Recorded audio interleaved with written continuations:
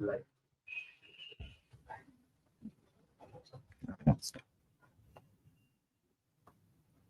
hi everyone, a very warm welcome to all the serious aspirants who are watching us live to this completely immiscible and a very interesting session that we're going to have on current affairs. So ask yourself one particular question that even after reading a lot in this UPSC journey, why is it possible that some people cannot score much even after they're doing a lot of hard work? So the answer lies not in what you read and how you read it. Actually, the answer lies in how you connect whatever you read with what is happening around you.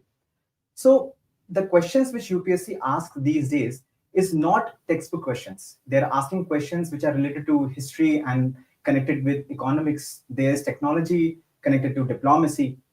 And whatever static information that you have, you need to have a basic foundation in current affairs as well. So my name is Abhinav. I'm the faculty for current affairs. And to solve this particular puzzle of UPSC, the changing nature of UPSC, I have a very esteemed guest with me, Srivatsan sir. He's also the faculty of current affairs over here. And not just that, why do we have sir over here is because sir has seen the government in and out. He has been in the position of the aspirant once, and he has cracked the UPSC examination. Sir is the ex IRS officer as well. So I welcome you, sir, and thank you so much for giving your time for us. So students, in this particular session, what we're going to see is that we will take up certain questions which have actually come in the UPSC's mains examination, specifically from the subject of IR, where sir specializes a lot.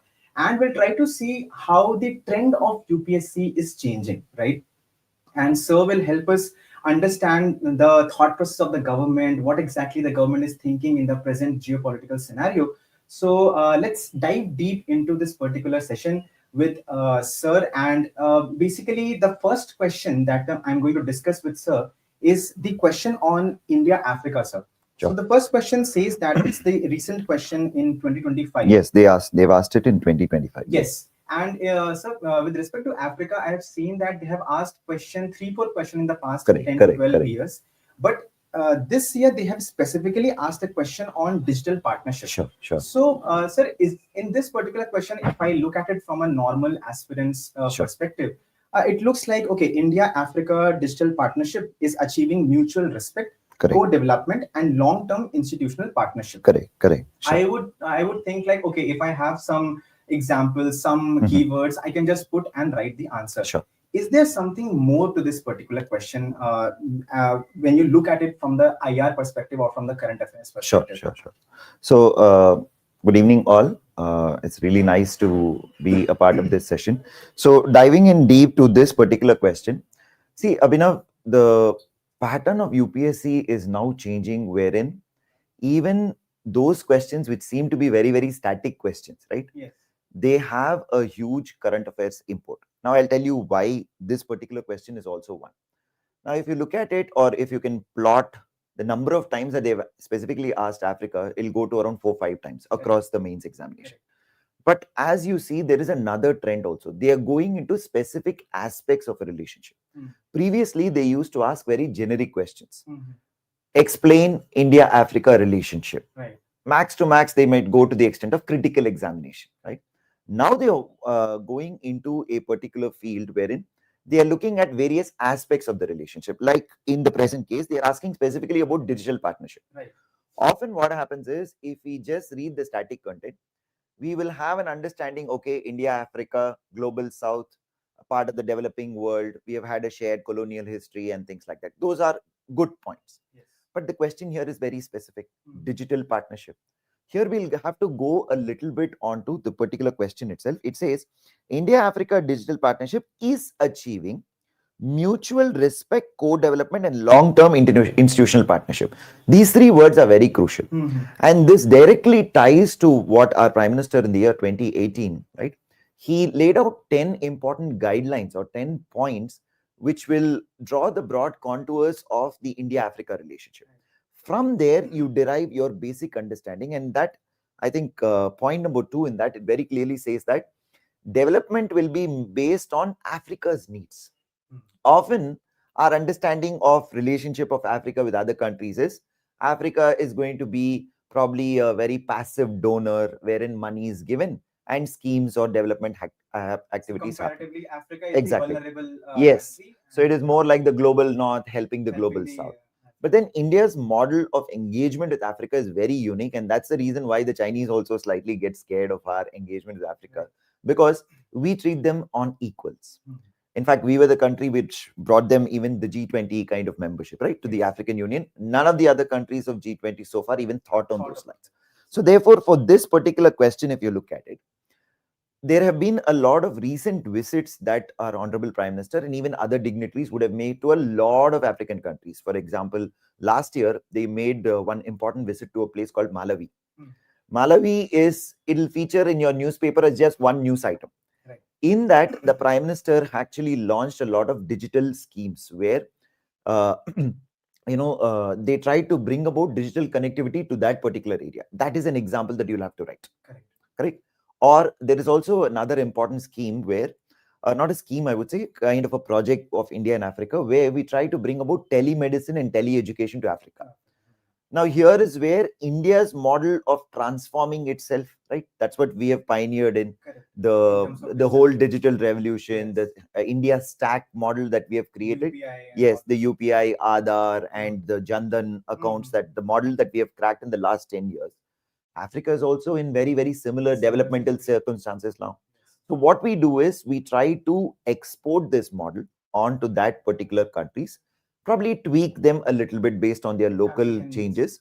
And then that's also a very important part. And another interesting part is you will find our private sector very, very closely involved in Africa, especially firms like Airtel and all. M-Pesa, that's a very, very important digital payment mechanism which is there in Africa. So these are examples that you will have to write. Your static content may provide you probably the first paragraph. The introduction maybe. Yes, that's it. something like that. Yes, we've had a shared colonial history. Yes, you know what, there was the non-alignment movement, maybe the relationship between Jawaharlal Nehru and things African and needs. Africa, the Indo-African kind of conference and things like that.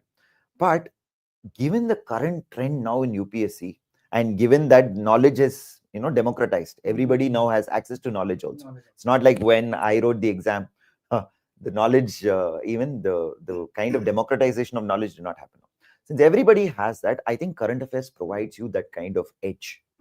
Ultimately, it's about getting those additive 2 marks in every question, Right. and your scores try to go up. So without that's something which I can make out from this particular conversation, sir, Sure. is that without writing those examples Sure. Yeah. specific to Africa, Exactly. and you said that that particular example would be in some part of the newspaper, Exactly. which we might read, but we might not put it in the notes, considering we do not know the significance of that particular Exactly. thing. So we might look at it purely through the lens of, okay, it's another factual point. And the factual point, yeah, one more scheme, which One the more government is scheme coming or up one with. more developmental partnership. Yes. How are they going to ask? Correct. Right?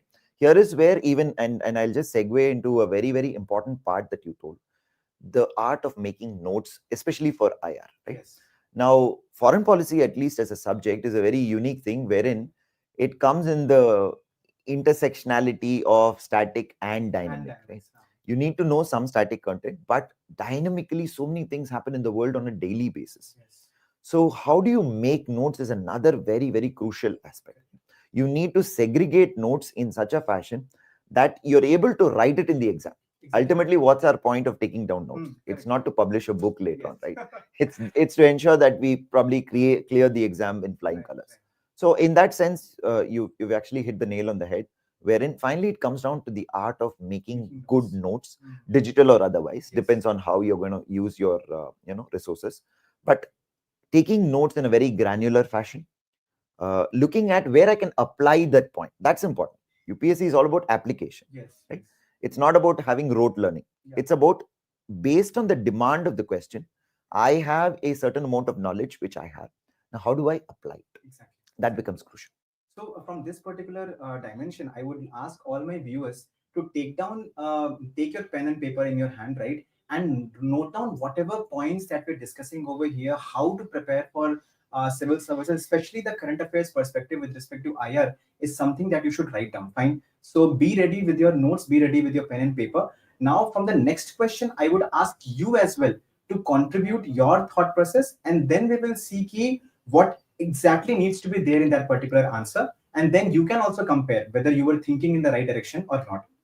So before moving on to the next question, Sure. I would like to ask you, okay, in Africa, as you said, earlier they used to ask general questions. Correct. Now they have forayed into digital partnership. Correct. Is there something else, like in future, if I look from the student's perspective, Sure. in future, what kind of dimensions they should explore, especially in Africa? And whenever there is some kind of news about Africa in the newspaper, Correct. what should be the underlying understanding about Africa, Sure. which the students should have? Yes. Therefore, they can understand the current affairs better. Sure. That's actually a very pertinent question, because ultimately, what is UPSC? You'll have to be ahead of the curve. Yes. It's not about looking at the past trends. It's also about predicting the future. Correct. Now, if you look at it, let's keep this digital partnership aside. What are the other ways in which we engage with Africa, right? Yes. Obviously, the usual economic investments that we make, that's more on the commercial side. Most people would know it in terms of static content. There is also a very important thing that we do to the sustainable development in Africa. That is one point that has not been asked so far, right? Yeah. Like, we have that International Solar Alliance, right? Yes. As a part of that, many African countries have joined that, and our solar technology is also better, right, in terms of the global technologies. So we have taken up whatever local models that we have done in India. We try to export them. Now here, when we use the word export, it's not a very commercial export. Yes. Unlike the Western model, wherein they see these developmental schemes as an entry ticket into Africa's resources kind of thing, the whole resource problem that more Africa from faces. the exploitation or Exactly. commercial point of view. Exactly. Here another important, interesting part that has been largely untouched is, you will find a lot of NGOs in India, right? Like, say, let's take the Barefoot College, for instance, right? Bunker Roy and all of that. Barefoot College, they would have created some sort of a local model of self-help groups. The exact models will be taken from India and tried out in Africa. That is like a clear-cut intersectional zone of global foreign policy, women empowerment, and social empowerment, right? So this is where, whenever we study with respect to Africa, the normal general trend of studying about, probably we'll study about exports and imports, what resources we are getting from which particular country in Africa, maybe Nigeria, South Africa, gold imports that we do. But at the same time, this is one important thing.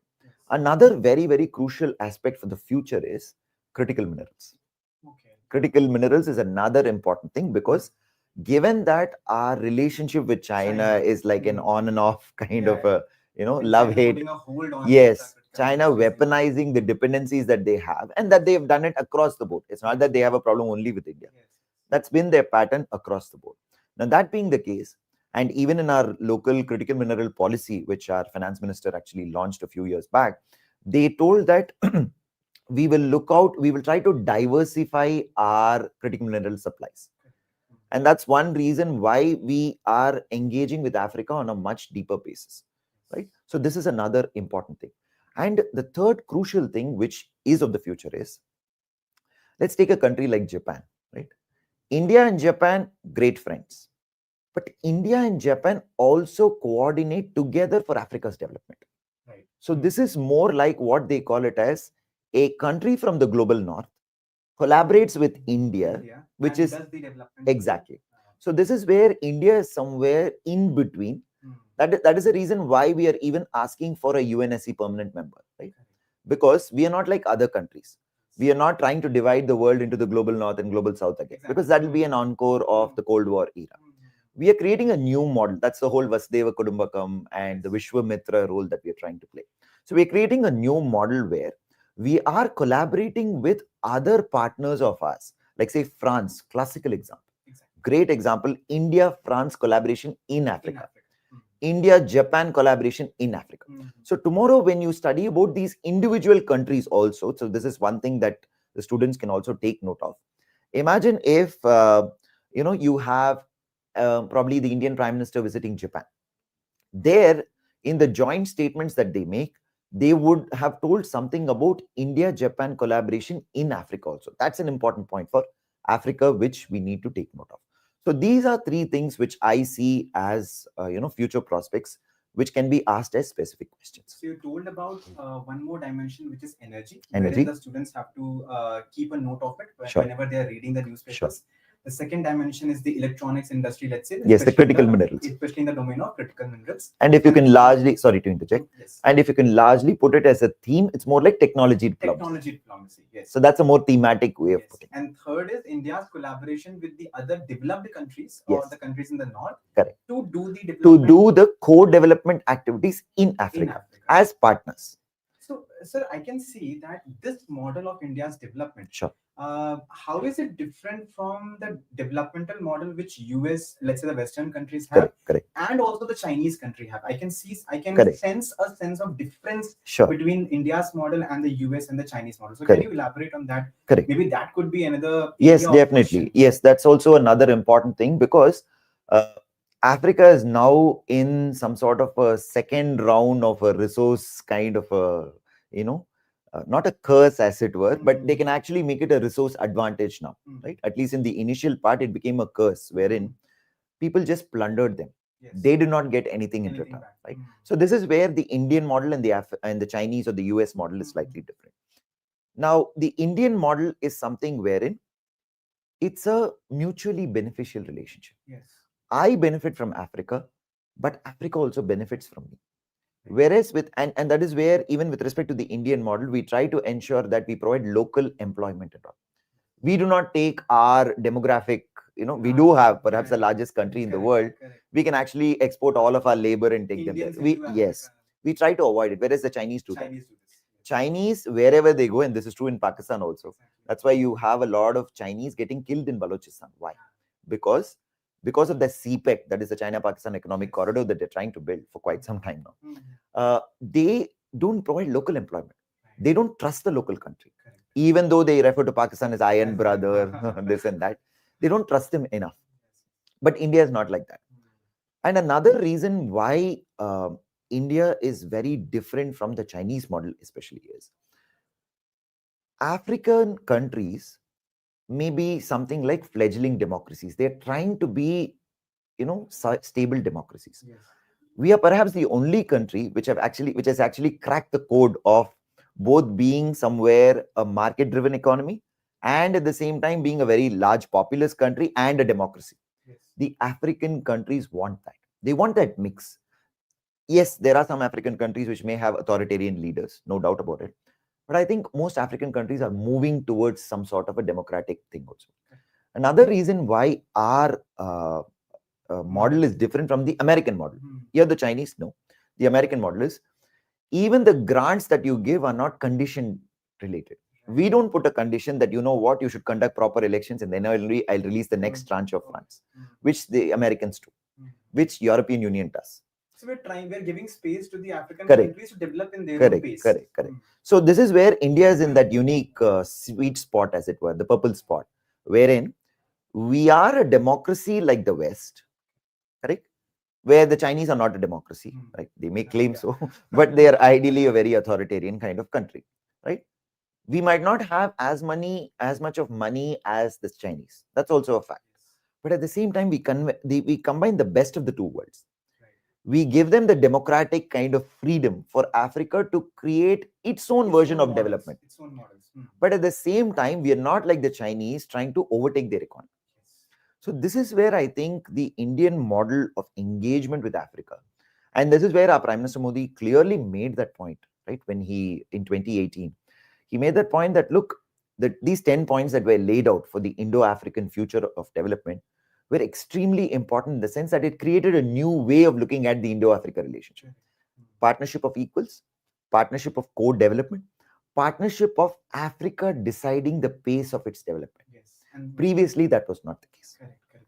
So that means moving forward, probably African countries are going to prefer India's model as compared to the US and the definitely the Chinese and the US model will be competitors. We cannot try to argue that they might provide more funds or more capital into the and even there also, just to probably extend it a little bit further, even there also, India also does not put any conditionalities that, look, if you interact with me, you should not interact with them. No, we don't put conditionalities like that.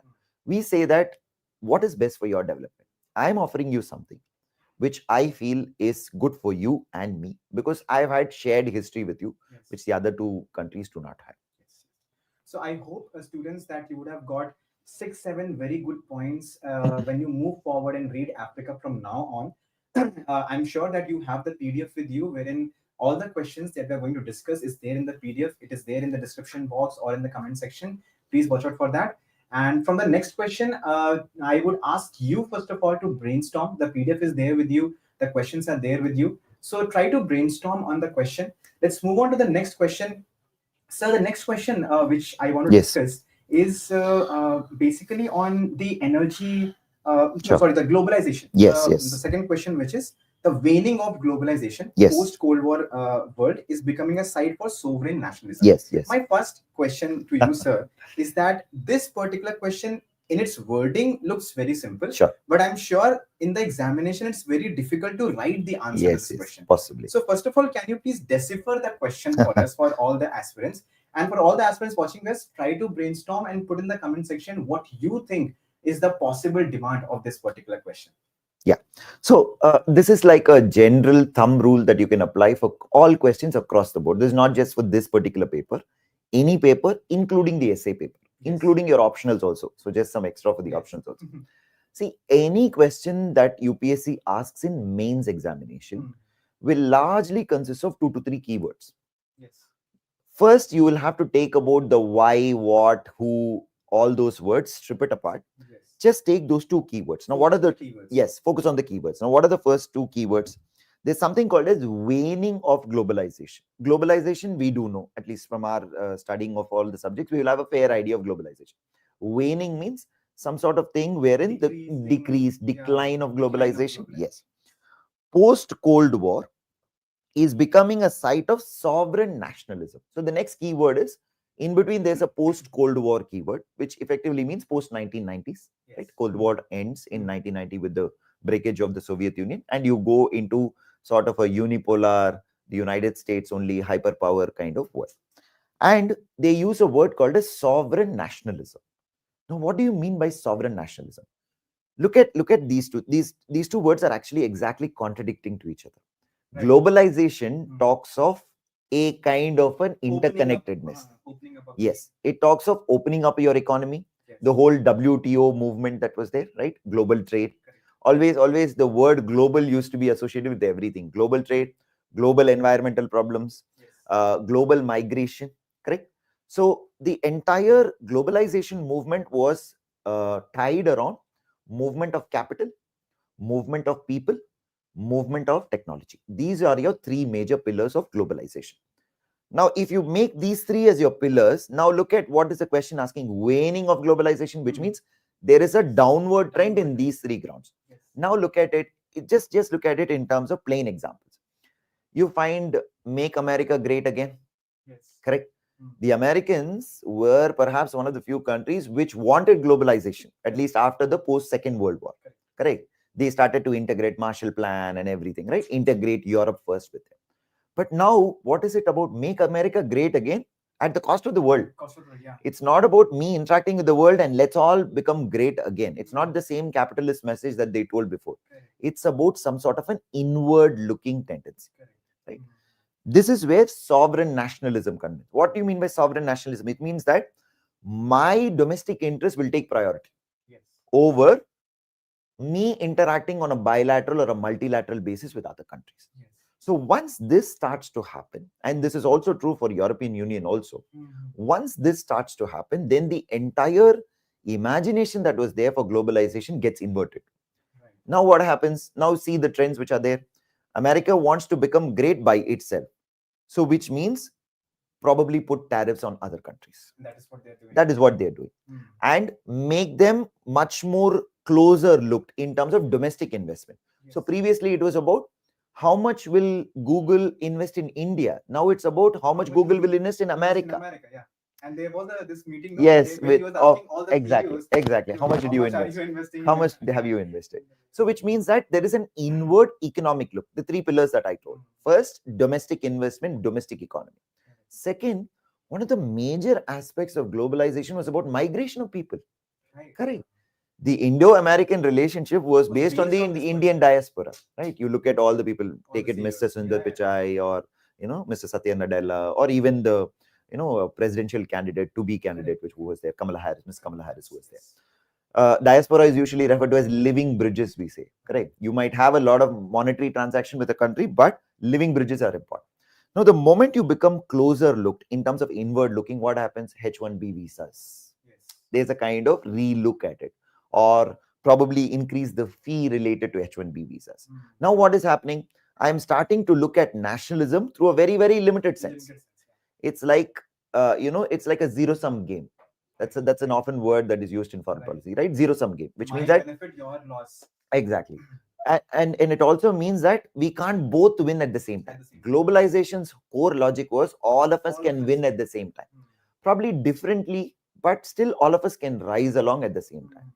And another major aspect of this is technology. Especially with the coming of artificial intelligence, coupled with probably quantum computing in the future and this whole semiconductor new revolution that's happening. There's a clear technological conflict going on between the US and the Chinese. Yes. And this is where India as a country has to be very careful, because we missed the internet revolution. Right? We were not at the forefront in deciding global governance about the internet. Unfortunately, owing to our histories which have been there, we were just rising during that 1990s. Exactly. But now we are in a very good sweet spot again. Correct?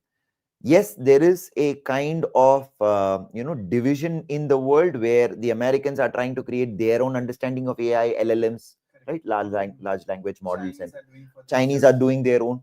Now, what is India going to do? India's multi-alignment policy comes in. So this is where whenever you study words like multi-alignment policy, strategic realignment, or strategic interests, please utilize those words in answers. Correct. That becomes important. So using my multi-alignment, what do I do?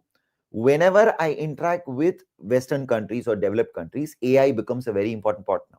Right. You look at our recent visit of our Prime Minister to Japan. Correct. Previously, it used to be just around, when is that you're going to invest in automobiles, Suzuki, Maruti Suzuki kind of collaboration. Now they're talking different. More about manufacturing. Yes, now we have gone up the values chain. Now we want Japanese investment in AI. So India is a country with the whole semiconductor mission that we have, National Semiconductor Mission. And also India is going to host a next AI summit next year, right? So, which means that we are at the forefront. So your answer has to be linked to that.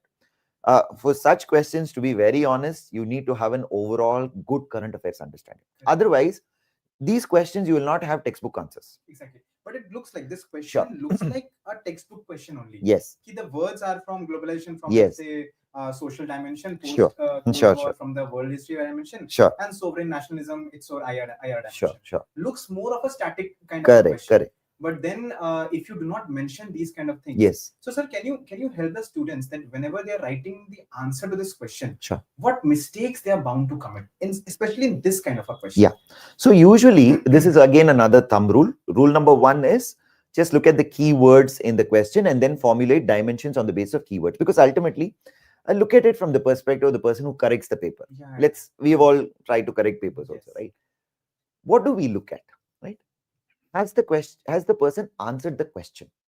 We don't want a kind of an answer where that particular person who is writing the answer should not show off. Look, I know this content, I know this content. No, are you answering the question? Demand of the question. You have hit the nail on the head again.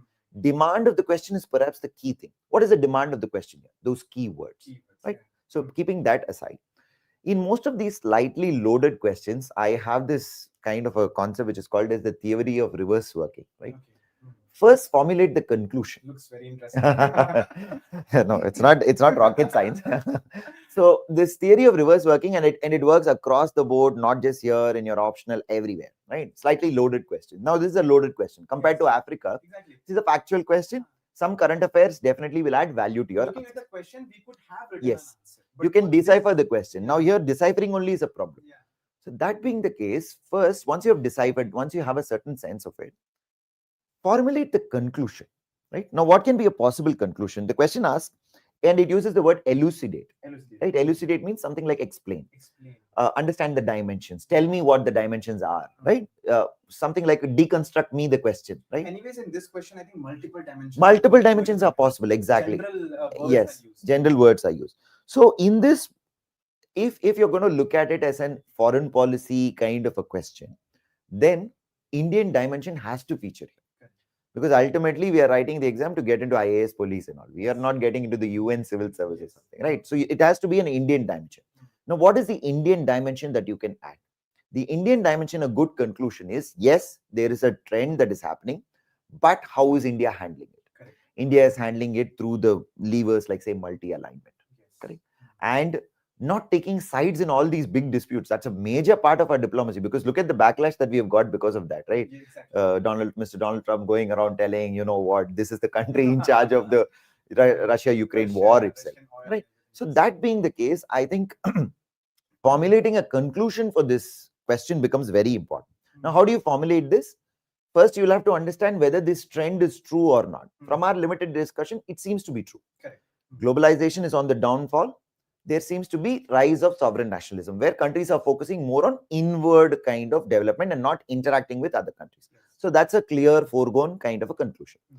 Along with that, you have to conclude by saying that, and always I would say, this is another thing which I always feel, write optimistic conclusions. Futuristic, Yes. more broad conclusions. Yes. Tomorrow you're going to be policymakers. Yes. There will be difficulties. Nobody is going to give you a free lunch saying that everything is easy. There are going to be difficulties. But as a policymaker, are you going to be sullied and sulken by difficulties, or are you going to handle them? Challenge is there, but what are we doing?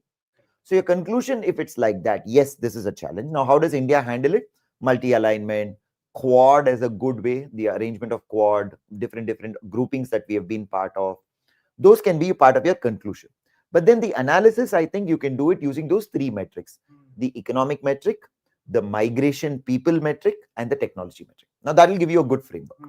Then now imagine this is again a 10-mark question, which is basically 2 sides, right? 150 odd words, if I'm not wrong. Yeah, 150. I think this conclusion itself should be around, say, 40 words, five or six sentences, 40 words. And if you do a reverse working, say, introduction should be around 20-30 words.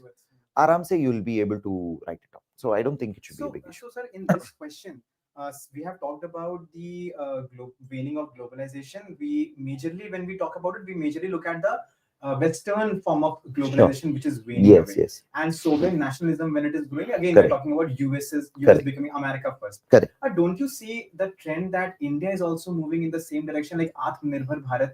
And how is India's sovereign nationalism aspect is different from the Western or the European nationalism aspect? That's a very, very interesting. In fact, that's a very, a thought-provoking dimension to look at, right?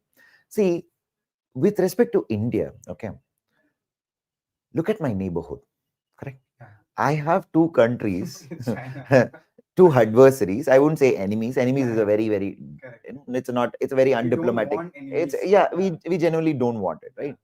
I am living in an environment where I have 2 adversaries who are perpetually trying to probably reduce my economic growth, right? Ensure that I get caught in conflicts again and again. So you look at Operation Sindoor, right? Operation Sindoor, had the Pakistanis not done Pahalgam, right? Which I really doubt whether they'll stop. But assuming that they stop, how much of time did we spend on Operation Sindoor? Unnecessary. Resources also. Yes. So the Pakistanis will continue to do this. And India has to respond. Now, how do I respond? Right? In a world where I can't trust anyone. Atmanirbhar is no choice for me. It's a necessity. Exactly. So that is where my inward looking is different from the Americans. Right. The Americans have look at the America's geography. Canada above, Mexico below. Seriously, are we going to tell that's any strategic challenge for the Americans? No. Correct. One strategic challenge nearby, maybe Cuba, Venezuela. That's it. But very small. And those countries have also understood, and right from the 19th century, the Monroe Doctrine and everything, the Americans have established their presence in the Pacific and the Atlantic, right? So that being the case, India's Atmanirbhar is totally different from the West's, inward-looking policy. The West, unfortunately, it's more like, when I get advantage from globalization, I want to trade with you. But the moment I find out that, look, other countries are also becoming equally competent, I become deglobalized. Now, that's a very unfair system, correct? Plus, another important aspect as to why Atmanirbhar is important for India is India is also having this demographic kind of dividend that we are having. Correct. Yes. Now, unless I make a lot of industries Atmanirbhar, I will not be able to provide employment. Right. For our own economic For our own growth. economic security, and look at the preamble. Preamble says that our country has to ensure certain bare minimum in terms of economic growth and all. And always remember, foreign policy is an extension of your domestic policy. Yes. Domestic needs will determine foreign policy is more like a knife, right? It's a tool. It's a tool that I have. I try to effectively use, and based on the changes of domestic needs, my foreign policy requirements also will change. So that way, I will personally not agree. And even being Atmanirbhar also, right? Going adding extra point to it, we are still importing a lot of defense weapons from those big countries, correct? And the Russians, the Americans, Israelis, France being our four major contributors of defense weapons, right? So, so we are still importing from them. So our Atmanirbhar is not exactly the same. And recently, look at all the trade deals that we have signed, right? With respect to Indo-UK trade deal that we have signed, or the EFTA that we have signed, right? With the TEPA that we have signed with the EFTA countries, we are being open to trade, but we are not getting reciprocity from the others. So there might not be an exact equivalence of the two. That's my understanding. So basically, India's sovereign nationalism kind of a Yes. thing is comparatively different from the others. It is not harming the other Exactly. countries. It is more for our own growth, and at the same time including them as partners in our growth.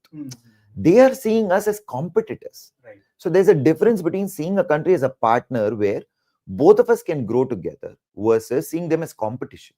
This ties to the idea of Vasudeva Kudumbakam, Vishwamitra, right? None of the other countries, if you look at it, even tell that I'm a friend of the world. Yeah, talk about these kind of. They don't talk on those lines because philosophically, their understanding is in a very transactional way of looking at the world. Yeah. So looking forward, I think this theme of sovereign nationalism or deglobalization, definitely. This might continue. This will be a continuing, recurring theme. And just to give extra points on that, specifically questions can come from technological aspect of it, because that's where it ties into AI, semiconductor, and national semiconductor mission that we have.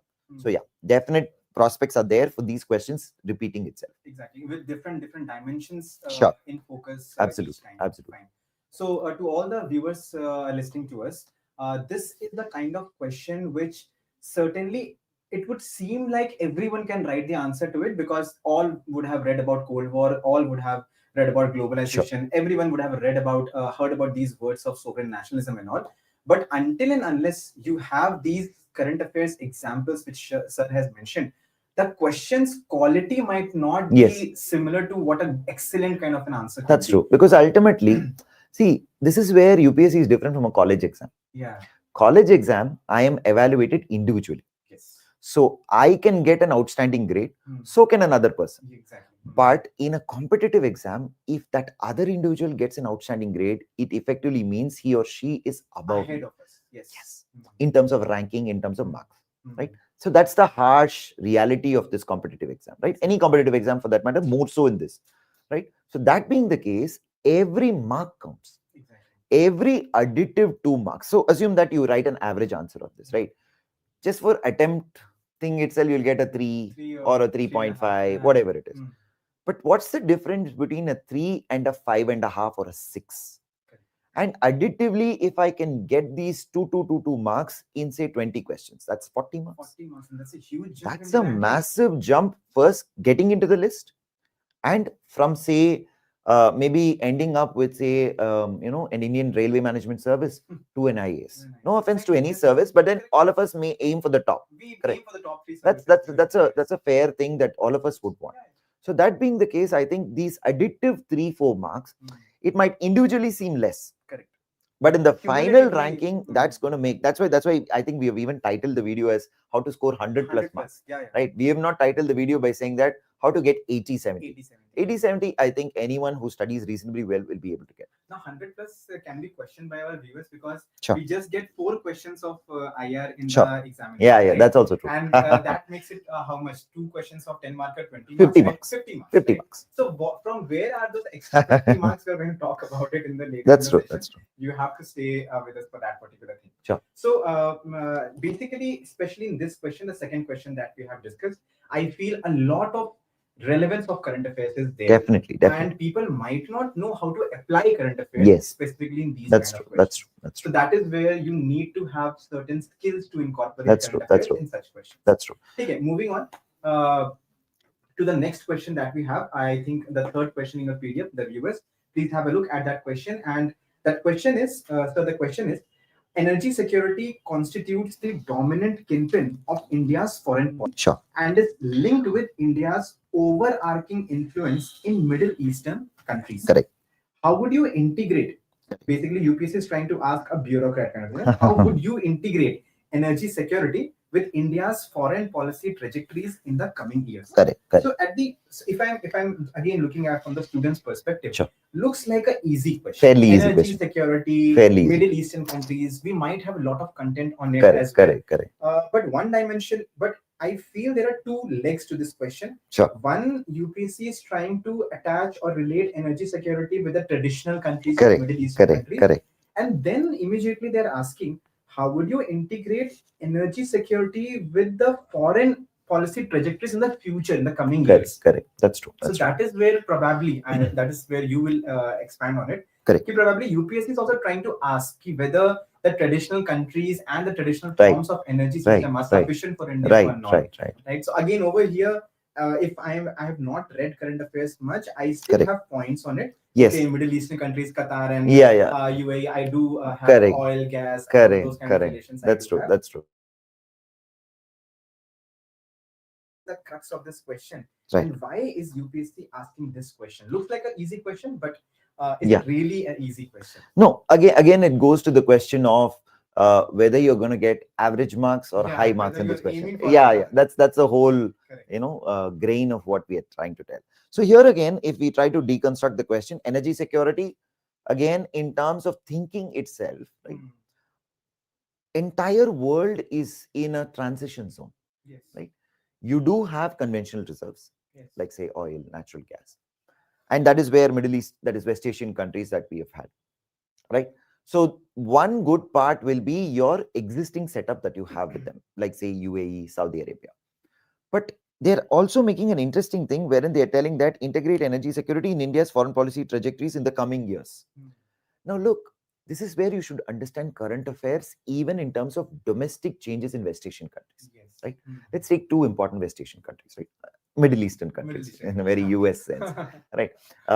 Middle Eastern countries. Let's take, for instance, Saudi Arabia and UAE are two major pillars of engagement. Iran used to be, but given this whole nuclear thing that started off and the sanctions, I think Iran has somewhere been pushed to the periphery in India's foreign policy also. So you look at those two countries, Saudi Arabia and United Arab Emirates, they are undergoing a lot of domestic change within, especially with the coming of MBS, that is Mohammed bin Salman, and the prince over there and the king over there in UAE. They are also making a transition. Now, what's the transition that they are making? They themselves are moving away from, yes, they are actually investing more in hydrogen related.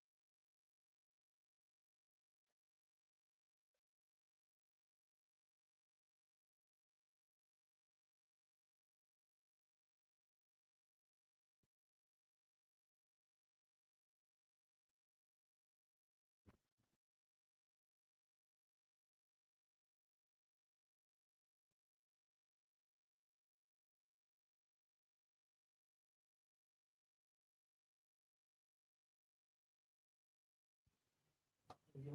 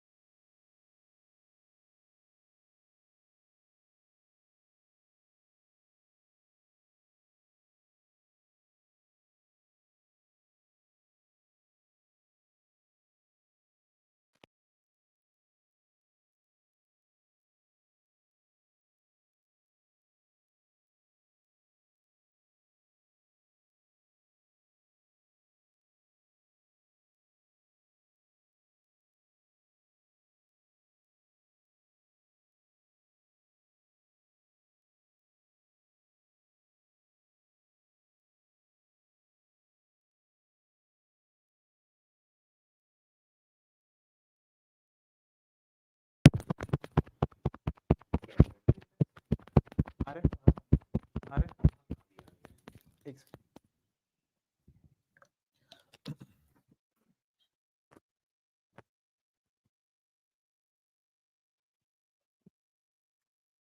Yeah. Are we live? Okay, sir. So before we went for a very short, Sure, sure. quick break, my question to you was ki whether India's energy security, Yeah. are we really talking just about Middle East in this particular question? Correct. Or are we really looking at different forms of energy as well as different forms of partners of energy Correct. Correct. for this question? So here, as you rightly pointed out, that's an important part of this question.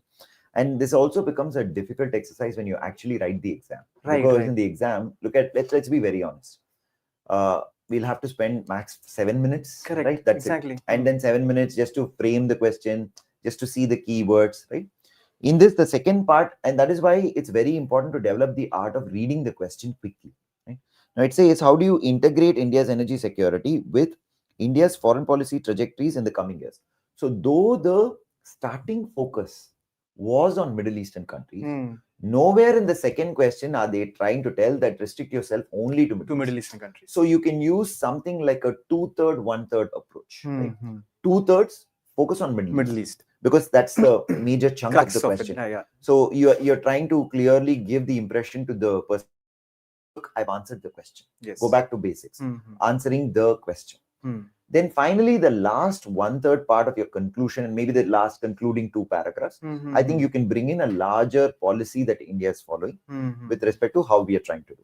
Yes. With respect to different countries that we have. Right. And this is where, again, you should have an understanding throughout the world, like how is India's nuclear, classical example. Exactly. Nuclear, a very, very important thing, and especially with the recent budget also. Yes. Right? There was a lot of focus, The nuclear security mission nuclear that we have. security mission, exactly. And there was a lot of focus on small modular reactors. Small SMRs. BSMRs are also there. Yes. Bharat small modular reactors. Yes. So I think that is where the holistic understanding of current affairs becomes very crucial. And this actually segues into the next probable question which you might ask. I'm just preempting it.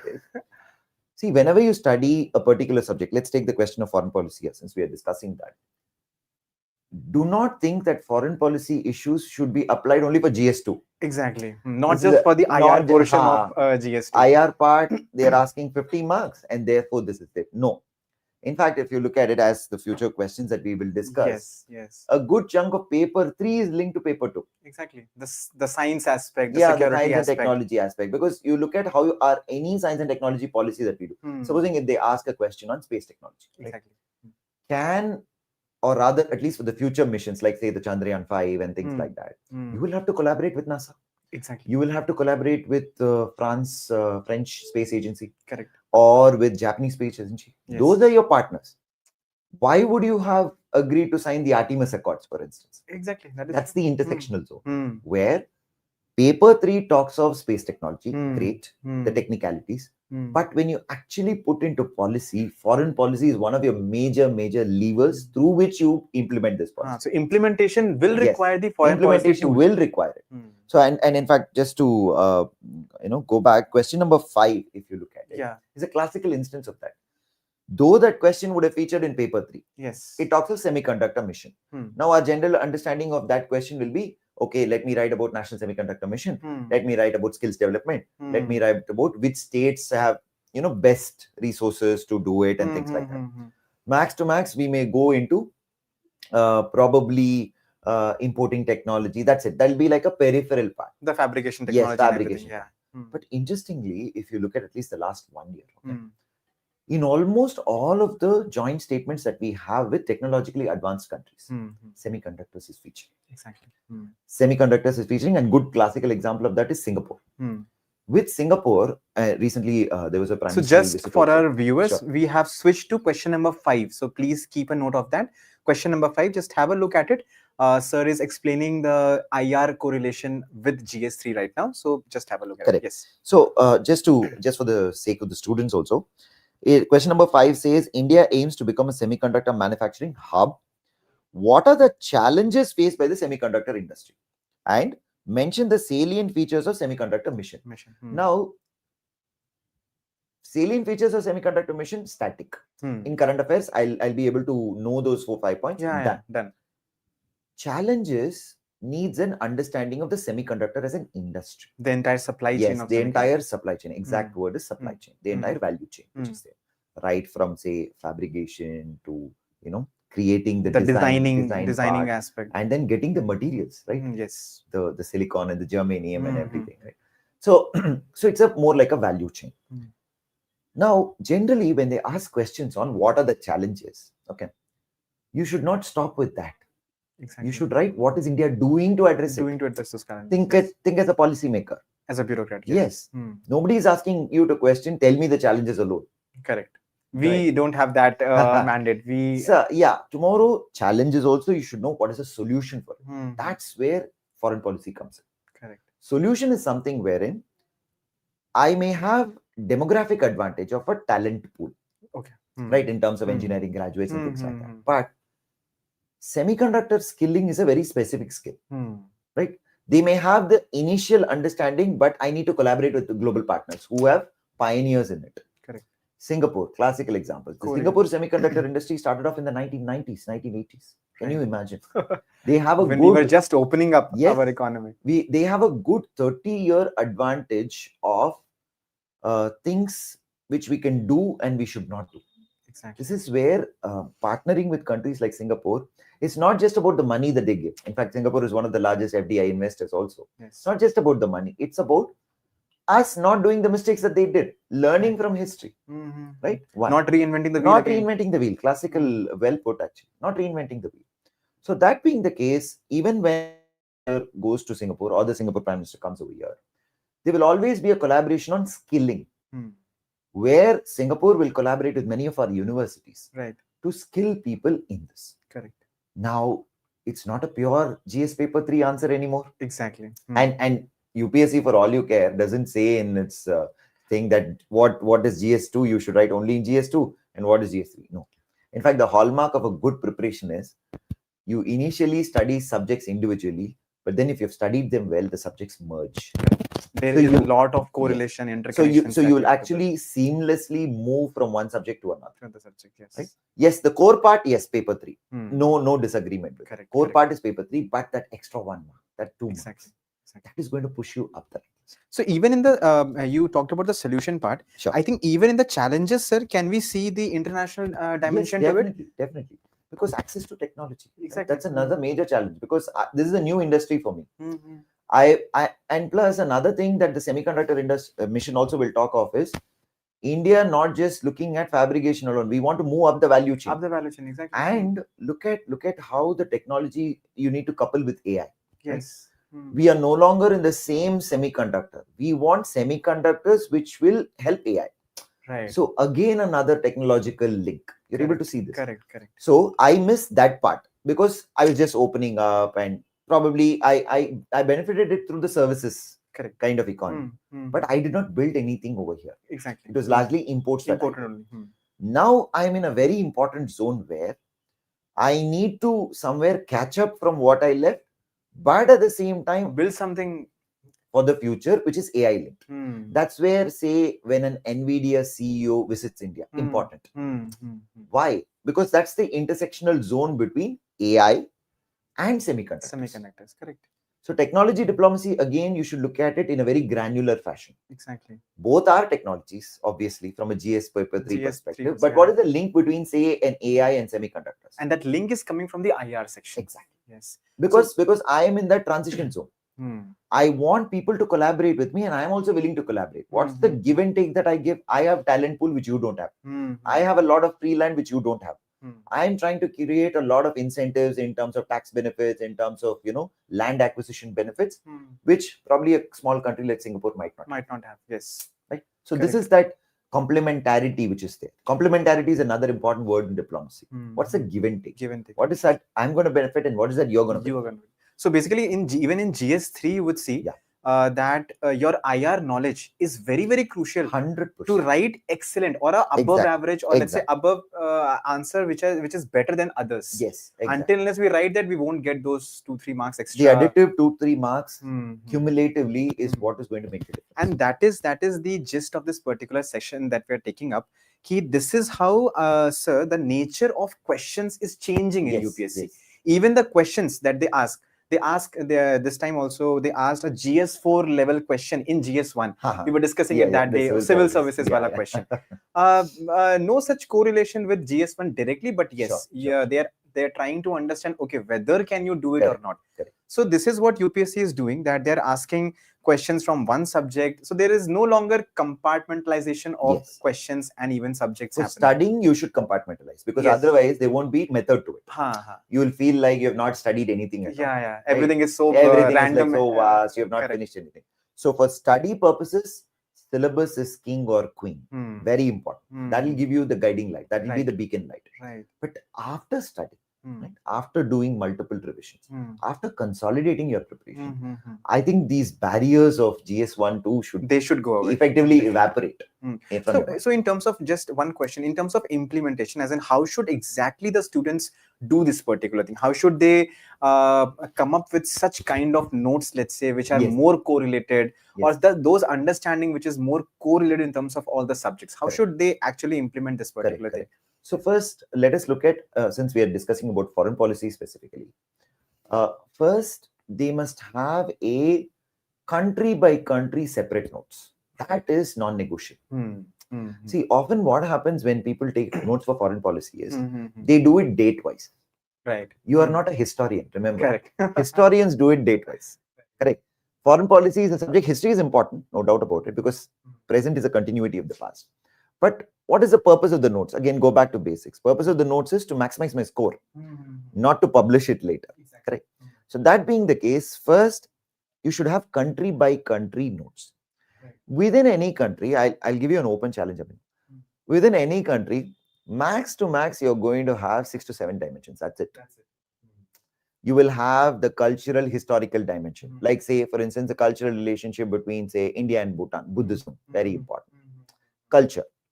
Historical relationship. So that's going to be largely your static content. Then you're going to have an economic relationship. What is the trade? What is the investment? That's it. Now, supposing you create these headings very clearly, you will have your static content for that.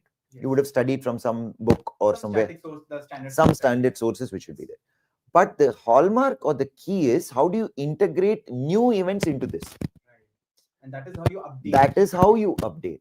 Right? That is how you keep an updation, because otherwise notes will be all over the place. And none of us is chitty robo to read a book in just 5 seconds. It's not possible, right? It'll take some time, unless your notes are very granular, where I have a lot of subtopics. And just to give an example of subtopics, so that students also will be clear about it. Let's take India, China. Okay, they're often big, elephant in the room, as it were, a big country there. Definitely cultural relationship. Tibet, Buddhism, very important. And even when our Prime Minister visits China, like recently also he visited for that SEO summit and all, what are the cultural dimensions which is there? Important. Second important thing will be the border issue. Border issue, I will have a static understanding. Western sector, middle sector, eastern sector. But what are the current affairs developments in it? Recently, the special representatives met. Let's begin. But there's a forward movement. This is current affairs. My past static will be understanding the past agreements, 1996, 2005, confidence building measures. Past, static. Current affairs, new special representative, maybe the latest round of the special representative. What's the change? Or for instance, we have a trend of the Chinese continuously claiming territorial sovereignty over Arunachal. That's a trend. But what is that India is doing, right? The village program that we are building, right? The border villages kind of program, right? That's important. So this is current affairs. The Chinese also have their own border villages program, right? We are doing it in response. This is current affairs. Or for instance, the border problem has been festering for quite some time. But what is the new roads that I've built in, say, Demchok, near Aksai Chin? That's important. Why? That will ensure mobility of troops, mobilization of troops in a quick fashion. This is current affairs. Static, we know the problem. We know a fair understanding. But what is the current development? This is second dimension. Another important dimension is water. Right? The Brahmaputra, the dams that they built. Static, I know that across Brahmaputra, or what they would refer to as the Sangpo or whatever, they continue to have this dam building activity. This is static. But what is dynamic? What am I doing for it? What is the new dams that I'm trying to come up in Arunachal? Right? Or how do I link the Chinese dam building activity with me keeping the Indus Water Treaty in abeyance? What's the link? Because overall, now India is positioning itself by saying that, look, I am a lower riparian to the Chinese, but the Chinese are not showing so much of concession to me. Why should I show so much of concession to the Pakistanis, especially when they are using terror as an instrument of state policy against me? So this is the larger context in which you understand. Now, once you understand this part, the second dimension will be taken care of, current affairs development. Third dimension, obviously, economics. Trade, I know, trade deficit, continuing problem. But what am I doing new to undo the trade deficit or reduce the trade deficit? PLI scheme. Apple recently investing a lot in India. What does it mean? At the cost of China, they are investing in India, which means that instead of importing same Apple phones from the Chinese factories, which will obviously increase my trade deficit against the Chinese and make it things worse, I ensure that Apple manufactures locally and I get it locally. So here, my consumers are also protected. So remember, whenever it comes to trade, two aspects will be there. Consumer welfare is also important because I run a democratic kind of system. So this can be the third aspect.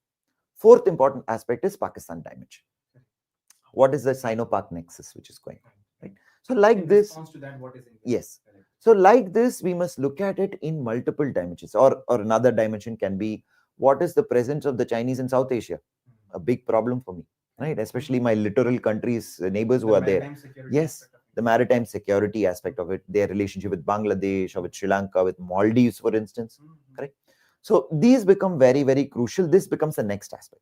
And the fifth aspect will be, what is the India-China relationship globally? UNSC, correct? SCO, right? How is that I'm positioning Quad against SCO? That's it. Now tell me, this I think all students can do, right?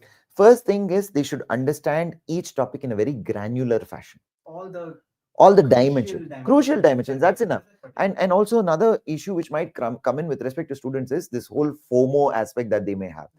Very, very student problem, which obviously all of us would have faced, right? Now, how do you tackle this FOMO problem is focus on just broad dimensions. It's okay if you leave some of them as of now. Somewhere in the second and third revision, everything will work out. So this is more like an iterative approach that students should adopt. So basically dividing the particular topic into its broadest granular dimension. Correct. And then making continuous updation on the basis of current affairs. That's it. So in first reading, or let's say in first round, you should segregate the subjects and the topics, and then later, after multiple revisions, everything will eventually get culminate in a very good notes. Correct. So that is the way to read specifically the foreign policy. But I think it works very well with the yes. It will work across the board for all subjects. Well. That's true. So, sir, I'll take you back to the fourth question. It looks a very interesting question to me also. Correct. And I think to the viewers as well. So please have a look at the fourth question that you have in your PDF. The question says that, sir, and it's a very big question. So I would want you to, decode this particular question for the students.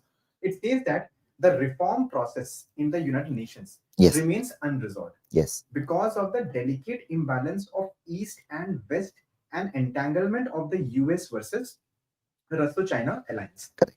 Examine and critically evaluate. Again, a very unique thing in this particular question is that there are two directives. Correct. I think for the first time I'm seeing Yes. UPSC using two directives on the same question. Correct, correct. So examine and critically evaluate the East-West policy confrontation in this regard. First Correct. of all, sir, please decode that question. What is this question asking? So Correct. for the students, this is the decode of the question. Correct. So let's again go back to the thumb rule that we used. First Thumb rule that we used is keywords. What are the keywords here? There is something called as reform of United Nations. That's one. Then there is also a keyword called unresolved, meaning it is not yet fully happened. So it's something like work in progress, some sort of conflicts or something going on. And they're giving a reason because of. So they're making a causal linkage between two aspects. Because of what? East and West entanglement of and the entanglement of the US versus the Russo-Chinese alliance. Now, this is like they are trying to make a linkage by saying that the reason why the United Nations, and another important aspect is they're using only United Nations. They're not saying UNSC. This is another thing. So it's much broader. UNSC, definitely one aspect of your answer will feature in. But they are talking of United Nations as a whole, which this is the mistake which students will do. Possibly. Yes, in that quick. Exactly. Actually read more about UNSC's reform. Yes. More than the UN's reform. Yes. Right. So because they would have read probably the G4 or India's proposal of having one country per continent and this and that. So that will be like static content for them. But here the question specifically is about United Nations, which means the UN organizations. UNSC one part, but United Nations organizations also, which may include the UNESCO and all of them. And this is where you should also do trend analysis. The US reducing its funding, the US walking out of these organizations, right? And as a consequence, the Chinese also increasing their funding. That's also another trend which is happening, right? And now here what is happening is they are making a causal linkage between by saying that the UN reforms is not happening because of the East-West. East-West here is, West is the larger US-led, I wouldn't use the word alliance, but some sort of a grouping, versus the China-Russia grouping, the no limits partnership, right, which the Chinese and the Russians claim. Correct. Now, there is merit to this. One of the main reasons why almost all of the global problems are continuing to fester is because of two kind of blocks that have been created literally, right? It's not a new Cold War of sorts. We need not be warmongers or something. Oh, new Cold War. Not like that, but definitely there's some sort of a blocking which is happening. But here, as we were also discussing, is the United Nations reform process getting stalled only because of that? Not necessarily. Right? That is where the examining part, yes, that's where the critical examining part comes. I can explain this situation and I can say that in Ukraine, they are actually taking, literal, I wouldn't use the word revenge and all, but they're taking each other on a different battlefield, which neither of them is involved. Correct. So one side is supporting one side, and poor Ukrainians only are getting killed, and probably the Russians also are getting killed.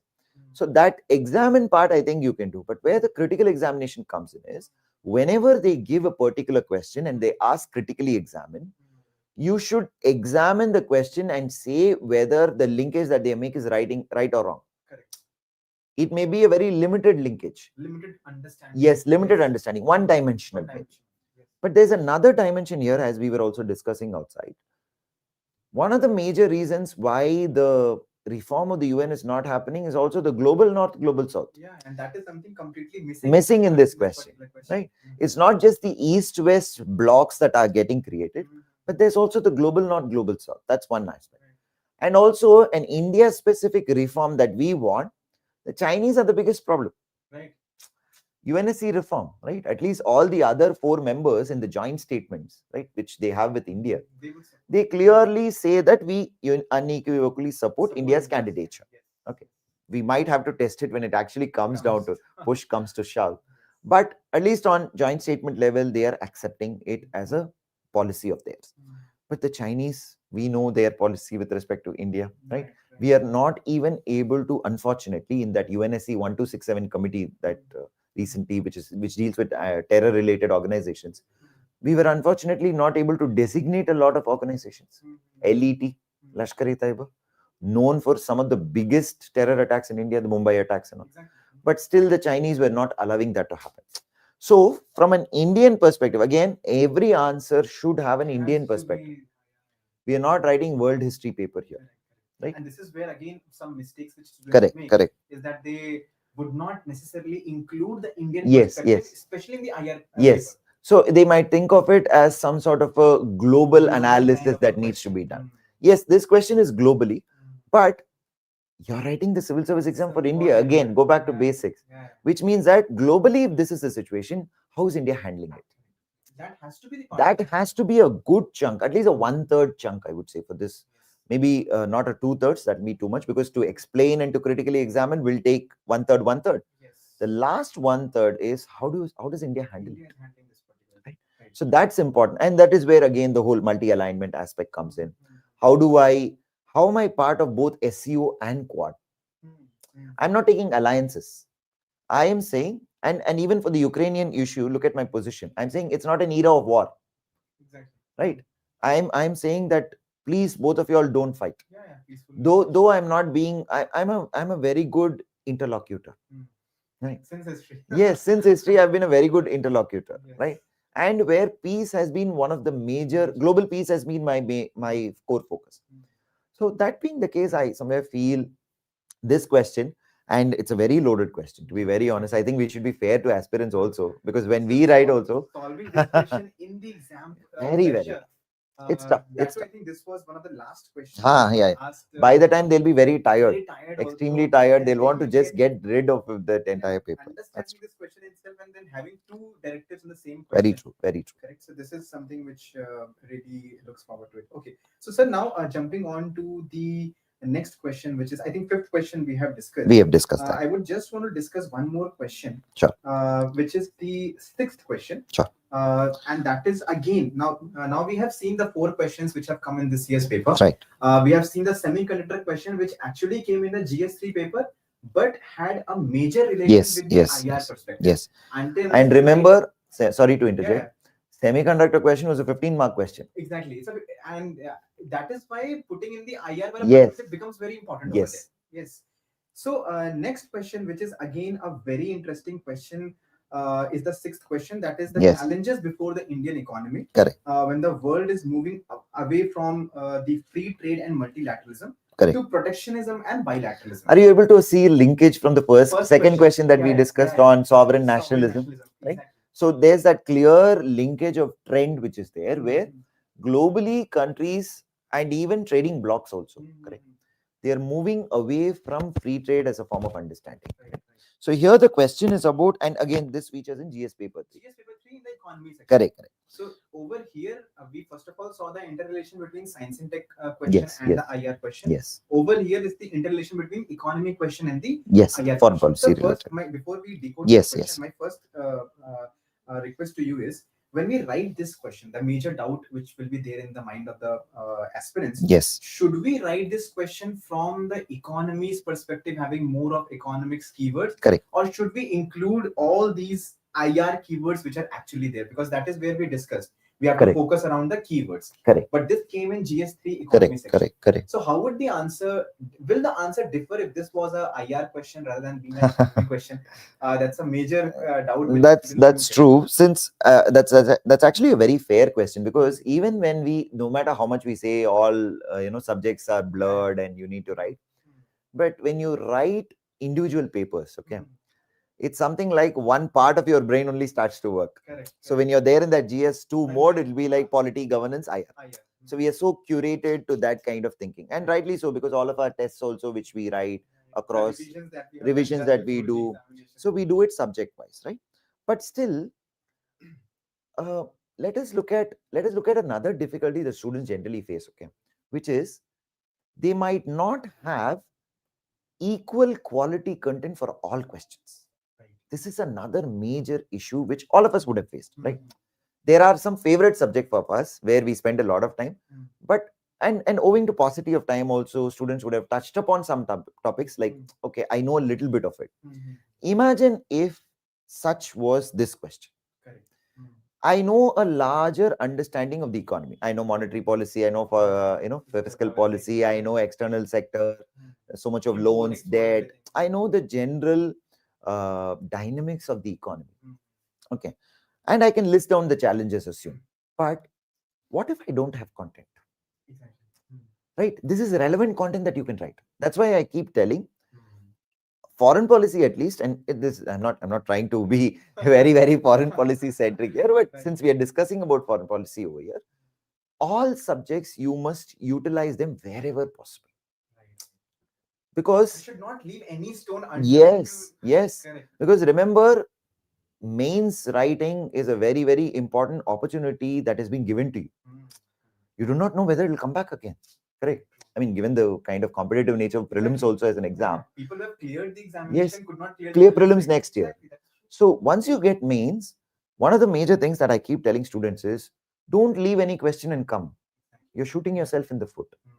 So here, for instance, let's come back to this particular question. What are the challenges of the Indian economy when the world is moving away from free trade and multilateralism to protectionism and bilateralism? So there's a shift that they are talking about. Free trade, multilateralism to protectionism and bilateralism, right? So now, in order to answer this question, just kind of let's deconstruct this thing. First, I'll have to know what advantages I got from free trade and multilateralism. Yes, right? So there I can clearly write in terms of the amount of trade that I've got, in terms of the amount of consumption that people are doing, in terms of market opening up, and me getting access to them also. Remember, free trade is about mutuality. It's not that I open up and you don't open up. So if I allow one sector of imports, I will get another export sector in that particular country, right? So just as a simple example, in the current affairs part, when this whole Mr. Donald Trump's tariff kind of thing which was going on, in our class also, we had discussed about how the Indian economy is linked to the American economy. And interestingly, there were so many sectors, like say shrimp exports that we make to the US. Huge exports. How did you get access to that? Only because you allowed them to import something to you. So free trade as well as multilateral benefits that I got, right? WTO, classical example, right? How much of benefits I got from that? Now I'm moving to a direction of bilateralism and some sort of closed nature. Now, how do I look at it? I'll have to take in an understanding of what are the benefits that I'm going to lose because of this? Access to market, access to technology, right? And possibly even trade deficit going up. Because imagine if they start putting phytosanitary barriers. Who was my only resource now? I'll go to WTO, file a case. Disputes will happen, dispute settlement will happen. Now, multilateralism is going to go down. What does it mean? WTO as an arrangement is also going to go down. WTO is perhaps the biggest multilateral body that has been there. So that is going to be to my disadvantage. So whenever I write this particular answer, I think at least with this particular answer, at least for this semiconductor answer, you can write something that was more like extra point. I think this answer you cannot write without having foreign policy knowledge.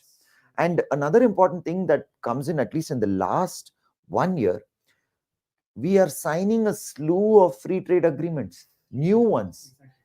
India-EU agreement is under discussion, free trade agreement. Your TEPA that you have signed with EFTA, that's also under finalization, and this year it's starting to kick in. And also another important aspect that is there is the India-UK FTA that we have signed recently. And an interesting thing, just to add points to that, is if you look at the new trade agreements that we are signing, and there's another trend that is building up, we are trying to bring in investment commitments also from countries. So the recent TEPA that we signed with EFTA countries, 4 countries are there. We had asked them to give a commitment of within the next 20 years or 10 years, you will invest so much of $1 billion in India. That's a very, very important thing that I get. Why? Investment is one thing that I seek from all the countries. So if the countries, or rather the world, is going to move towards, like to take the first question that we studied, sovereign nationalism, or somewhat of an inward looking thing, then India is going to be worse affected. So in this perspective, one more thing which comes to my mind is the new kinds of barriers which the countries, especially the Western and the European countries, are coming up with, and that is the green barriers. CEPA. in the Correct. name of Correct. environmentalism, Very in the true. name Very of true. having green future like that. Very true. Isn't that going to be part of this Yes, particular it'll definitely come in. Those are called as non-trade barriers. Correct, So correct. when we do take current affairs Hmm. classes also, Hmm. we try to distinguish between trade-related barriers and non-trade barriers. Right, right. Right. So this question could not have been solved just from the knowledge Very of difficult. economy. Very You difficult. needed IR perspective. Very You difficult. needed this environmental Yes, perspective. environmental aspect of CBAM. Or I'll tell you one interesting thing, even from current affairs, I'm telling you. So there was a news article which had come in the Hindu or Indian Express, one of those newspapers, where they had mentioned, interestingly, we all know about the Prime Minister's Economic Advisory Council, PMEAC. Right. They had published a small report. Okay, that was just like a small news item. A small news item. In that report was titled "Non-Tariff Barriers in Different Countries. How can India handle it?" Right. Okay. So what do we do in terms of our current affairs material that we prepare is we go read that report. Right. See, students cannot be expected to read reports. Exactly. Paucity of time. That report, interestingly, and I was very surprised, it clearly lays down what are all the non-tariff barriers in each country-wise. China. And in fact, just to give an example, one of the biggest non-tariff barriers that we have with respect to the Chinese is most of the documents are in Mandarin. Translation costs. Translation costs. Now look at the uniqueness of your answer. Right. How is your answer going to be? An average answer will be something like list out the challenges, probably give some generic concept. Generic, which is present everywhere. in the Generic right. suggestions. Now look at an answer from, say, current affairs perspective. You'll specifically write the Prime Minister's Economic Advisory Council, this document title, whatever, non-tariff barriers, whatever. And in that they suggested this. Now look at the difference in your answer. No one, I mean, very few people would be You're able to see this. These points. Yes. This is the 1 mark difference. Right. This is the shift from, this is a 10 mark question if I'm not. Yes.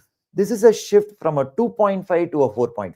Direct shift. Direct shift. And then if we get these unique points question by question, cumulatively, and even I'm just giving one example of the things that we take in our class. One example. There was also another interesting report, just to again tell. This was also of the PMEAC report. There, they have told how should we negotiate with the US in the bilateral trade agreement. Right. One news item, small news item. Nobody has the time to sit and read those reports. But since we are providing current affairs course, I think it's our bounden duty to read those. So we go in depth into those reports. And interestingly, they have mentioned one thing by saying that let's have a concession in terms of sectors, which is allow them to probably export soybean to India. And you get a concession in, say, fish exports. Exactly. This is how trade happens. Correct. I give something, I take something. The UK people will get access to my domestic liquor market, right? Which was a very protected, controlled environment.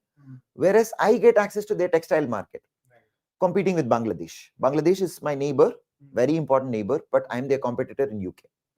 You're able to see this? So this is how I think your answers have to be written. And honestly, the amount of workload that students have, I'm telling you, it's not possible for them to, it's very, very difficult. And one more thing which I would usually suggest is, they might think that they can rely on AI, ask ChatGPT. That also is a very cumbersome exercise for them. So that is why I think programs like these, which focus on current affairs, comes in very handy. Because this comes from the unique thinking process of the faculties as well. Correct. It's not just that anyone reading that point will give the equal importance to that particular point also. Exactly. Even if as a student they might be reading the reports. Very true. They might not understand the importance of that thing in the answers. Very true. But when you listen from someone else's perspective, you understand, okay, even this small point can be a very important point in this. And it's also got to do with the thing that, see, students are under a high anxiety environment. Let's be very honest. We have been that. So therefore, us as faculty, we are in that largely protected zone where we just need to read things. That is our job. That is our job. Correct.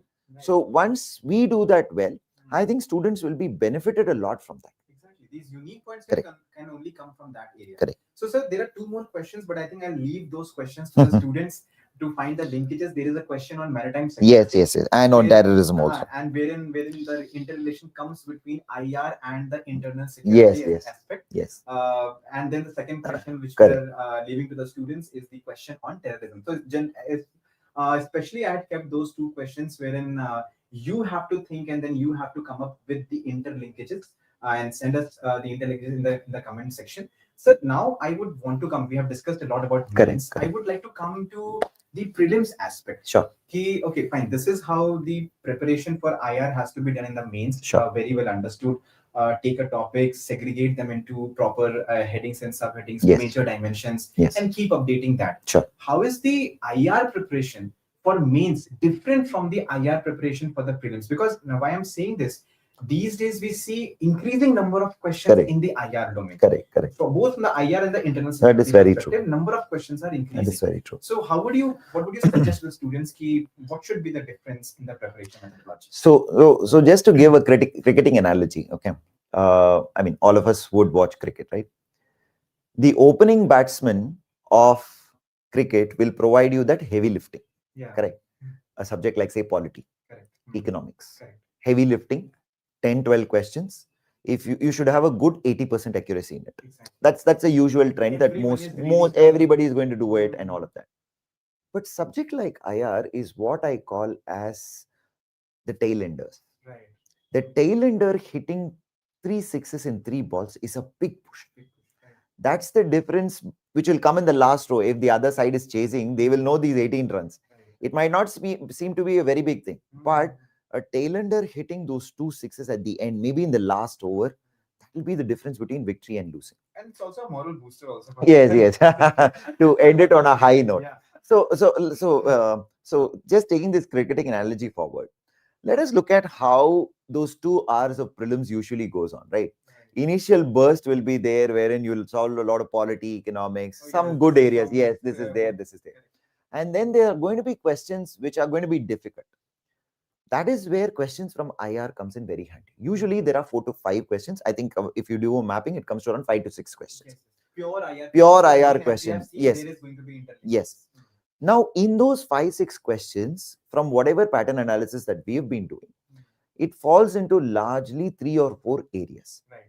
One broad area will be international organizations. Okay. The usual stuff. Organizations which are linked to the United Nations, right?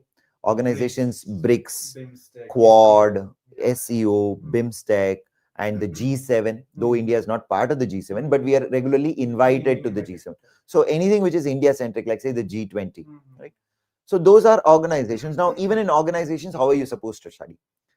First, know any organization will have a certain mandate. Right. Why is it created? It's not random, right? So first know that. Then study members. Now again, a question might come, how is it possible to remember so many mnemonics? Create a story around members. Right? Yeah, acronyms. Make it more interactive, at least to yourself. You will have your own stories of understanding it. And after that, there would have been some recent summit that would have happened. Correct? There would be 1 or 2 key takeaways from that summit. This will take care of the organizations. Organizations, most often, you will get at least 1 or 2 questions pakka from organizations. Yeah, even this year, BIMSTEC was there, and that question also we had covered it in our class also. So second part of IR related question is these global infrastructure projects, something like IMEC or pipelines which are there, right? New pipelines or the INSTC. This was also asked. Energy corridors, exactly. Very well put. Energy diplomacy related corridors, INSTC, IMEC, or pipelines which can be there. And even in war related zones, if you look at it, there'll be a lot of news items wherein, especially in the Ukraine war and all, a lot of these pipelines were hit. Correct. Leading to disruption of supply. Correct. Nuclear power plants were almost hit, especially in Ukraine. So those are important parts. So second one will be more on in terms of global infrastructure pipeline related connectivity projects. Correct. Something like the India-Myanmar-Thailand highway, IMT, or the Kaladan multimodal transport corridor. Right. Since Myanmar, Sumet pipeline, things like that. Right? Third important thing, which is another trend that UPSC has built up, is conflict zones. The crisis zones, right? Crisis zones, generally, you can again subdivide it into 2 large types. One is there is a real military conflict, civil war types going on, right? Something like in African countries, which were going on. Now it's like reasonably resolved. But there'll always be some other thing which is going on. Or the Israel-Gaza thing which was going on during last year's exam. Or in our neighborhood, if you look at it, Myanmar is the ongoing conflict for the last 3 or 4 years. So read those crises, and this is where it becomes very important, where these questions are in the intersection zone of geography and IR. Yeah, places Places to know. in news as well Places in news as well as foreign policy related dimensions of why it. they are in news. Yes. That is also So that's why even when we teach in class, map is how we teach these subjects. So it will not be a static thing wherein, oh, this particular place is there in Ukraine, imagine it. No, we'll put maps, specifically mark them so that people also get a pictographic understanding of it. And another type of crisis that is generally asked is political crisis or economic crisis. Imagine if some country has hyperinflation, right?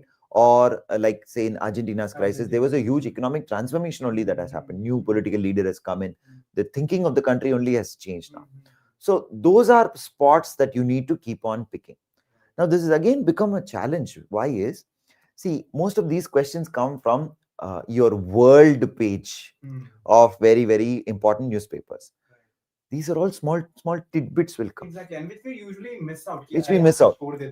Exactly. We'll study tomorrow, that tomorrow never comes.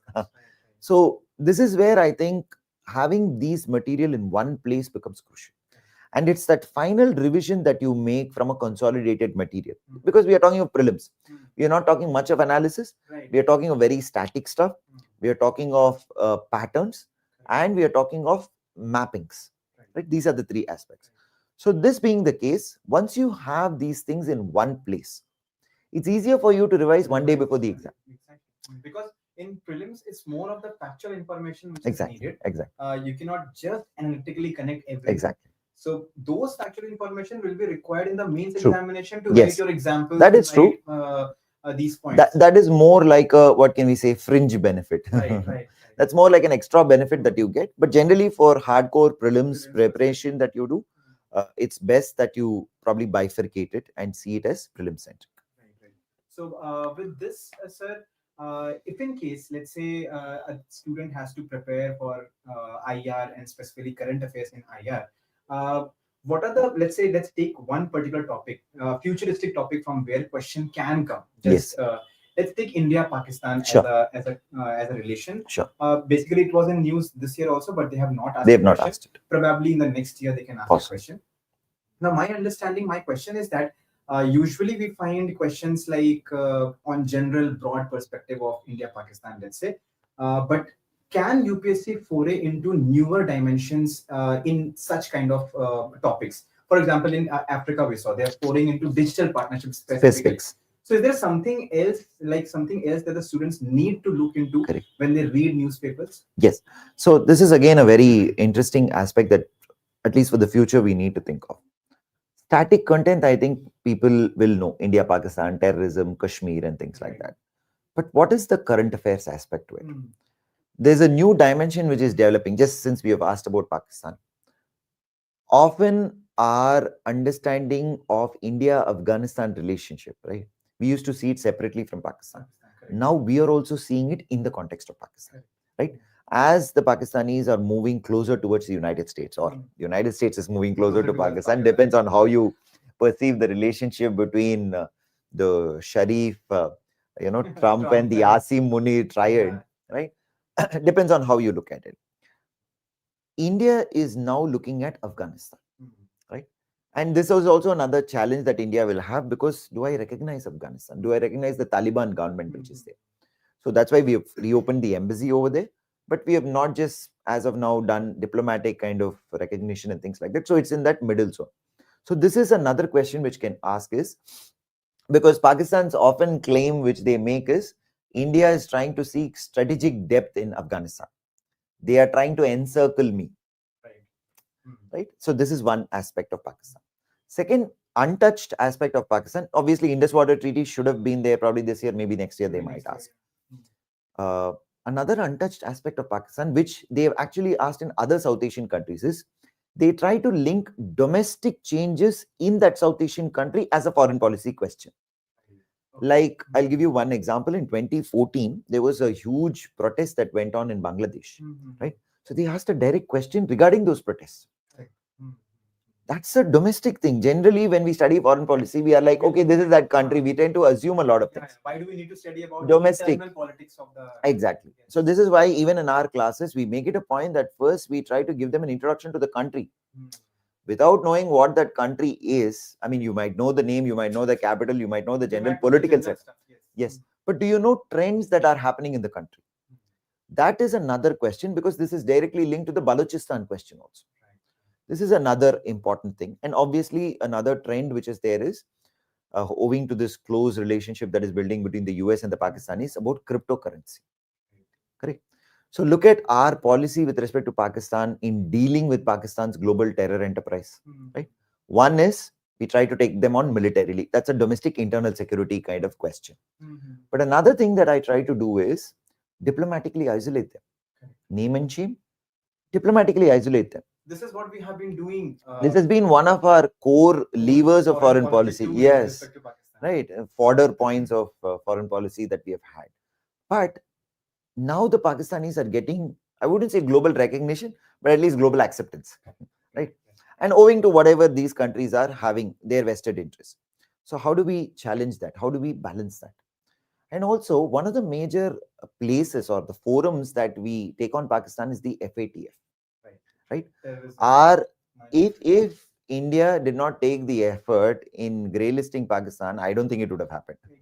Right? It was our continuous diplomatic push of grey listing and better still blacklisting Pakistan. We have not yet been successful in that. But grey listing Pakistan in the FATF. Now, Pakistan is now slowly becoming a crypto kind of investments are coming in. So this is where the intersection zone of narco crypto terrorism might come in. Newer forms of terror funding. Terrorism is a very continuous question which keeps on coming. Yes. But now what you are suggesting is that is a different kind of thing where even in FATF documents, and the FATF is also focusing on it. They usually release these yearly documents where they look at future trends of terrorist funding. In July, they recently released that particular report where they are talking of virtual digital assets, bitcoins, crypto, right? How do you do hawala transactions using this? They don't mention the word hawala. That's a very domestic thing that we have. But still, it's more like routing of money. Right? Now, how do you do that? So the FATF is also focusing on it. So if the FATF focuses on it, will appear in newspaper. If it appears in newspaper, will appear in UPSC. That's the route through which questions are framed. So that being the case, these are some areas in which, because I think static points, I think people would have had a fairly detailed understanding. But these are some zones in which India-Pakistan current affairs, when you study, might be linked to paper 2, GS paper 2, mains, paper 3, more importantly, paper 3. So that's why I keep telling any subject, especially foreign policy, is mark distribution when you look at it. You must not look at it just in GS2. It's about how much that can be used for other papers. And that is where the title of this particular video also comes in. That it's 100 plus marks that you can easily gain if you have a very strong hold over foreign policy and IR based questions. Sure. So students, this was a short initiative from our side to just let you understand the rising relevance of current affairs in your UPSC journey. We in the Smart Current Affairs program are trying to decode, are trying to make it very easy from the student's perspective. We are doing the hard lifting for you so that you can just come to the classes, pay the attention and write such unique points which sir has discussed in this particular video. So the current affairs batch for the pre-com mains is already going on. We had a huge success in the last year. We have the rank 1 also from the current affairs classes. In the recent mains examination, sir, more than 25 questions have directly come from our classes. So which is like more than 300 marks directly from the current affairs classes. So it's a huge, I would say, mark booster also for the students. That's true.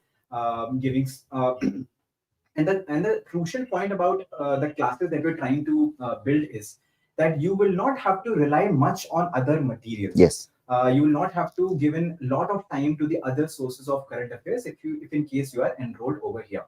So right now the pre-com mains batch is going on. Sir's class is coming up in the next week or only. And from January onwards, we'll have the prelims wala course, which again was a very huge success last Correct. year. Yes, yes. More than 39 questions came Yeah. from the prelims classes, and it's like almost half of the paper coming from the current affairs. Or because it's not that just current affairs is discussed, we keep the static basic and then build on the current affairs thing. So yeah, that this was a small initiative from the current affairs team that we have over here to help the students understand the rising relevance of current affairs. Multiple more sessions will be conducted, and see you in the next section. Do put your comments in the comment section of the understanding that you have got, what you have understood about the current affairs preparation. In case you have any doubts also, you can please put those things in the comment section. We would definitely try to come up with the answer. So that's all. Thank you so much, sir, for giving your time. It was Sure. a pleasure having this discussion. Very engaging discussion, Yeah. and ultimately, just a few final concluding remarks. See, ultimately, what is the satisfaction that a teacher or a coaching institute gets, Correct. right? When students clear the exam, Right. correct? That's our ultimate aim, to make things easy for you, because student life, at least an aspirant life, is actually a tough life. Exactly. Right? Yeah. So we understand that, and we are, from at least Vajiram and Ravi, we are trying our best to make your lives easy. Exactly. Right?